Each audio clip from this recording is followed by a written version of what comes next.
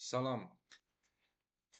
İndi fizikadan düzxətli, bərabər sürətli və dəyişən sürətli hərəkət bölməsinə və çevrə üzrə bərabər sürətli hərəkət bölməsinə aid düsturların, qrafiklərin, əsas nəzəri məlumatların təkrarına baxaq.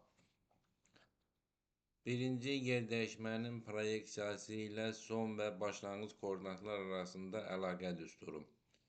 Burada x0 və y0 başlanğıc koordinatlardır. Cisim müəyyən trayektoriya üzrə hərəkət edib, gəlib son koordinatları x və y olan nöqtəyə. Trayektoriyanın uzunluğu yoldur. Cismin başlanğıc və son vəziyyətini birləşdirən istiqamətlənmiş düz xətt parçası isə yerdəyişmə adlanır. Yol skalyar, yerdəyişmə isə vektorial cəmiyyətdir. Burada həm də qrafikdən görürük ki, yerdəyişmənin x oxu üzərində, bir də y oxu üzərindəki proyeksiyaları göstərilibdir. Başlanğıc koordinatlar x0, y0, son koordinatlar x və y, yerdəyişmənin proyeksiyası isə sx və sy əlaqə düsturu birinci düsturda göstərilibdir. İkinci isə yerdəyişmənin modulunun düsturudur. Bunu s bərabərdir kök altında s2 kvadratı üstəgəl sy kvadratı. S2-in yerinə 2 çıxar 2-0, sy-in yerinə də y çıxar y0 yazanda həmin ifadə alınır. Bu düstur məlumdur ki, riyaziyyatda iki nöqtə arasındakı məsafənin də düsturu kimi bilinir. İkinci düz xətli bərabər sürətli hərəkət. Düz xətli bərabər sürətli hərəkət elə hərəkətdir ki, cisim düz xətt üzərində hərəkət edir, trayektoriyası düz xəttdir və hər bərabər zamanlarda bərabər qədər yollar qət edir. Burada sürətin düsturu V bərabərdir S bölü T vektorial şəkildə, V bərabərdir ST modul şəkildə, Vx bərabərdir Sx bölək T və Vx bərabərdir 2 çıxar 2-0 T. Bu da sürətin proyeksiyası üçün düsturlardır. Vahidi isə beynəlxalq vahidlər sistemində metr bölünsün saniyədir. Düz xətli bərabər sürətli hərəkətin bu düsturlarından biz yerdəyişmənin proyeksiyasını tapsaq, Sx bərabərdir Vxt, bu yerdəyişmənin proyeksiyasını zamandan asılılıq təyin edir. Sürətin modulunun düsturundan S bərabərdir Vt təyin edəcək. Bu da yerdəyişmənin modulunun ya da yolun zamandan asılılıq təyin edir. Və nəhayət axırıncı Vx bərabərdir 2 çıxar 2-0 bölək T düsturundan son koordinatı tapsaq, bu da koordinatın zamandan asılılığını ya da hərəkət tənliyini xarakterizə edir. Üçüncü, ani sürət yerdəyişmənin və koordinatın zamana görə törənməsinə bərabərdir. Dəyişən sürətli hərəkətdə sürətin qiyməti dəyişdiyinə görə biz iki cür sürətdən istifadə edirik. Ani sürət və orta sürət. Ani sürət trayektoriyanın verilmiş nöqtəsində və ya zamanın verilmiş anındakı sürətinə deyilir. Üçüncü demək göstərilir ki, ani sürəti yerdəyişmənin ya da koordinatın zamana görə birinci tərtib törənməsi kimi təyin etmək olar.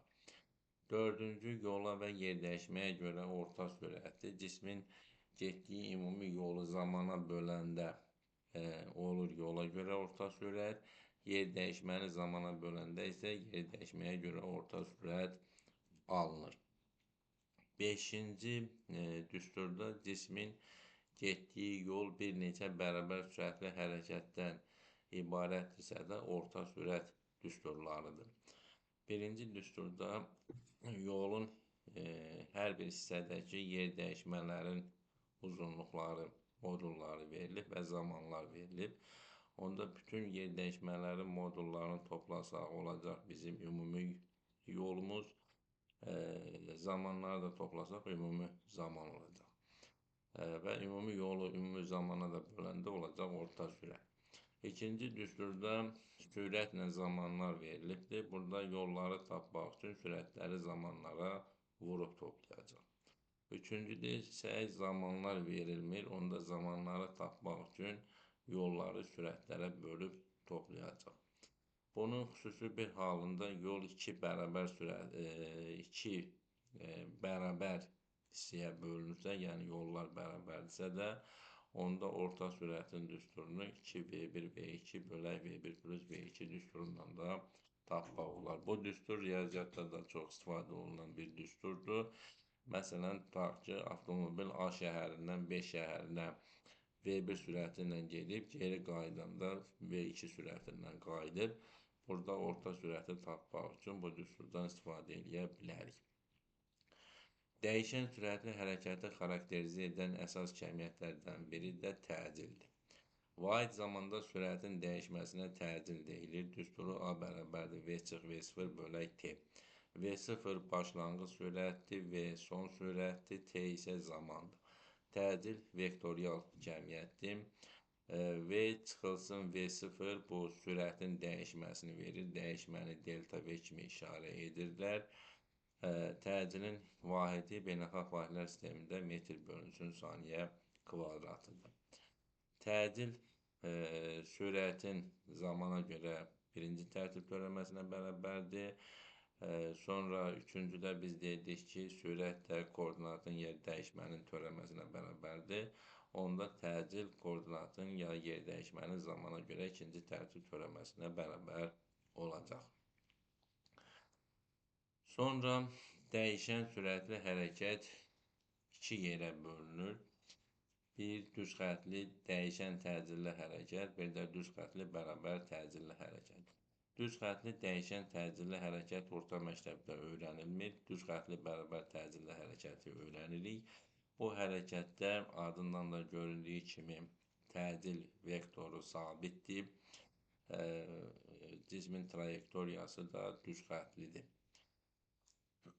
Düz xəttli bərabər təcilli hərəkət də iki yerə bölünür.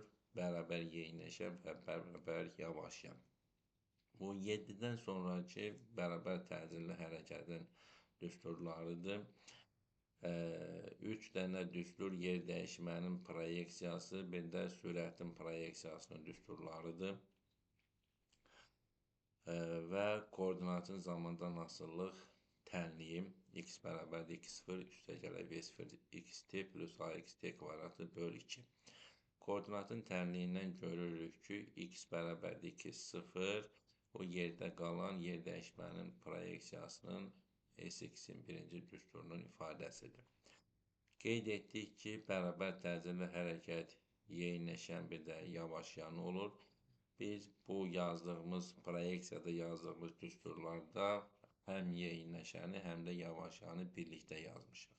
Bəs bu düsturlardan necə müəyyən edək, hansı yeyinləşənindir, hansı yavaşlayanındır? Bunun üçün V0, X və AX-in işarələrinə baxmalıyıq. Əgər hər ikisinin işarəsi eynidirsə, onda yeyinləşən, əksdirsə də bərabər yavaşlayan hərəkətə olur. Xüsusi halda başlanğıc sürət 0 olanda, yəni cisim sükunət halından hərəkətə başlayırsa, onda ancaq bərabər yeyinləşən hərəkət ola bilər. Çünki dayanmış cismin sürəti yoxdur. Onun sürətinin azalması mümkün deyil, ancaq bu yeyinləşib sürətini artıra bilər.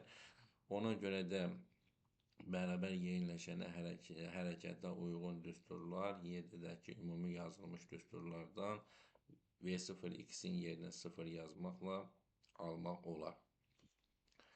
8-ci bərabər təcilli hərəkətdə orta sürətin düsturudur. V orta V plus V0 bölə 2, yəni başlanğıc və son sürətin ədədi ortasına bərabərdir.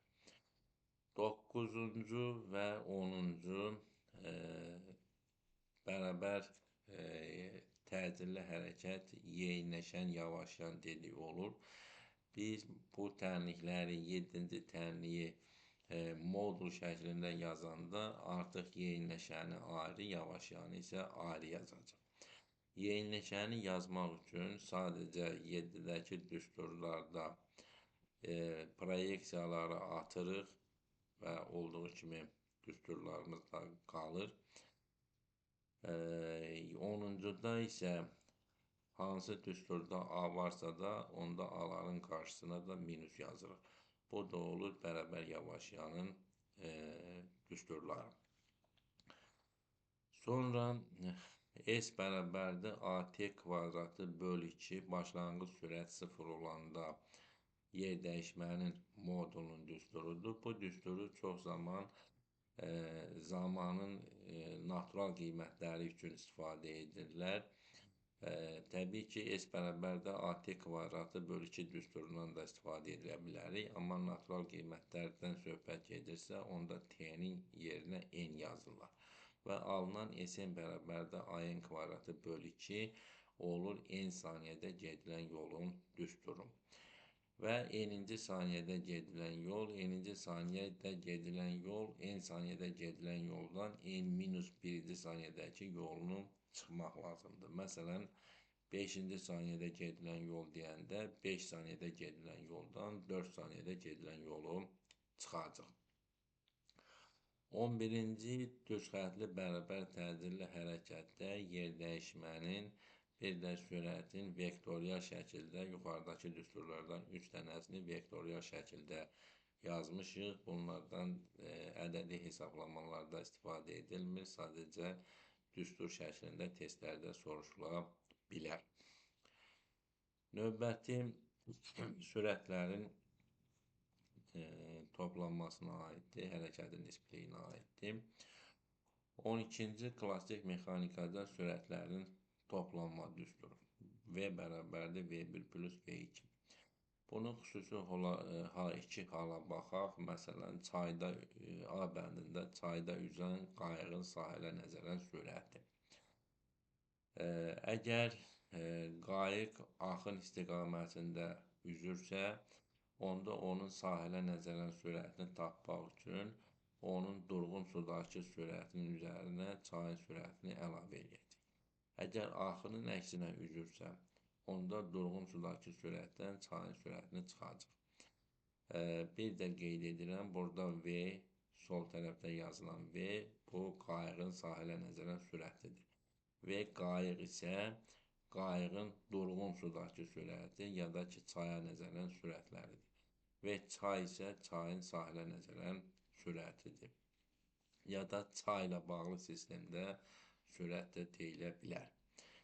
B variantında eskalatora nəzərən demək sürət, eskalatorda hərəkət edən sərnişinin yerə nəzərən sürəti. Tutaq ki, bir dənə sərnişin eskalatora minib və eskalatorun üzərində hərəkət edir və eskalatorda minməyi başarıda dayanan müşahidəçiyə nəzərən həmin sərnişinin sürəti bu cür təyin edilir. V bərabərdir V sərnişin plus eskalator.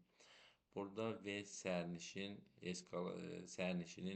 öz sürəti, yəni eskalator hərəkət etməyəndə yaxud sərnişinin eskalatora nəzərən sürətidir və Y isə eskalatorun sürətidir. Əgər sərnişin eskalator istiqamətində hərəkət edirsə, onda V sərnişin plus V eskalator, əksinə gedirsə isə V sərnişin çıxılsın V eskalator kimi təyin edilir. 12-cidə biz bir cismin hərəkətinə iki müxtəlif sistemdə baxırdıq. Məsələn, bir çayla bağlı sistemdə, bir də sahillə bağlı sistemdəki sürətlər arasında əlaqə. 13-cüdə bir cismin digərinə nəzərən sürətindən söhbət gedir. Burada bir cismin digərinə nəzərən sürətini təyin edəndə, əgər vektorial şəkildə ya proyeksiya formasında yazılıbsa da, həmişə arada çıxma işarəsi olur. Məsələn, birincinin ikinciyə nəzərən deyəndə V1 çıxaq V2, birincinin ikinciyə nəzərən sürətin proyeksiyası deyəndə V1-2 çıxılsın V2x kimi olur. Onun şəkildə də ikincinin birinciyə nəzərən. Vektorların çıxılma qaydasından istifadə edib 14-cü şəkildə birincinin ikinciyə nəzərən və ikincinin birinciyə nəzərən nisbi sürətləri də göstərilibdir. Əgər söhbət bir cismin digərinə nəzərən sürətinin modulundan gedirsə, artıq bunda bu şəkildən də göründüyü kimi kosinuslar teoremi əsasında biz müəyyən edə bilərik. V1 2 ilə V2 1 modulları bərabərdir. Kök altında V1 kvadratı plus V2 kvadratı minus 2V1 V2 kosinus alfa düsturundan taparıq. Bunun xüsusi halında əgər cisimlər eyni istiqamətdə hərəkət edirsə, onda alfa 0 olacaq, kosinus alfa 0-da 1-ə bərabərdir. Bunu yerinə yazanda onda V1 2 ilə V2 1 üçün V1 çıxaq V2 ifadəsini alırıq. Yəni, eyni istiqamətdə gedən iki cismin birinin digərinə nəzərən sürətini tapanda onların sürətlərini çıxıb modulda yazmalıyıq. Əks istiqamətdə hərəkət edirsə, onda alfa 180 dərəcə olacaq. Bu zaman birinin digərinə nəzərən sürətini təyin edəndə sürətlərini toplayacaq və perpendikulyar istiqamətdə gedirsə, onda alfa 90 dərəcədir. Bunu yuxarıdakı düsturda kosinusun yerinə 0 yazıb da təyin edə bilərik, ya da ki, Pifaqor teoremi ilə tapa bilərik. Beləliklə, biz düz xəttli, bərabər sürətli və bərabər təcilli hərəkətə aid düsturları yada saldıq, təkrarladıq. İndi bu bölməyə aid qrafikləri də nəzərdən keçirək. Qrafiklərdə əsasən hansı hallara baxılır? Sükunətdə olan cisim, düz xəttli, bərabər sürətli hərəkət edən, bir də düz xəttli, bərabər təcilli hərəkət. Düz xəttli, bərabər təcillini də iki yerə bölündüyünü nəzərə alsaq, bərabər yeyinləşən ya da bərabər yavaşan olduğunu nəzərə alsaq, deməli, biz 4 hal üçün qrafiklərin necə olduğunu müəyyənləşdirməliyik. Birinci baxaq sükunətdə olan cisim. Sükunətdə